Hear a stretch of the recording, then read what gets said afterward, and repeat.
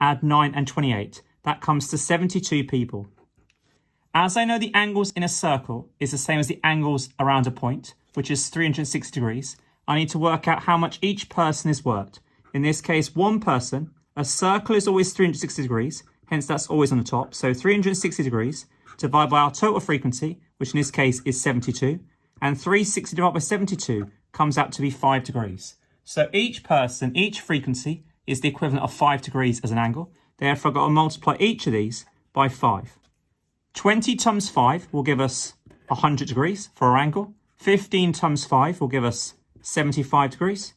9 times 5 will give us 45 degrees. And 28 times 5 will give us 140 degrees.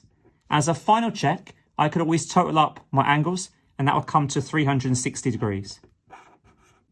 Now, to draw each angle on my pie chart, as there is already a line drawn on my pie chart, my first step is to line up the center of my circle with my protractor on 0, 0, and to make sure my horizontal line with the line matches on 0.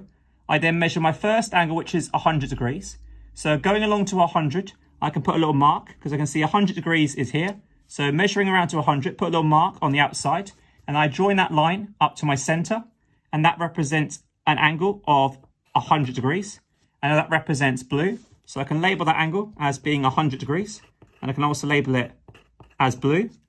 My second angle for red is 75 degrees. I can now rotate my paper around. So once again, my new line becomes my new 0 line.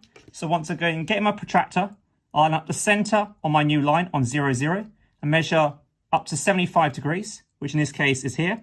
Put a little mark, and once again, I draw him back to the center. And I can label that angle 75 degrees. My next angle is 45 degrees. So once more, I can rotate my page.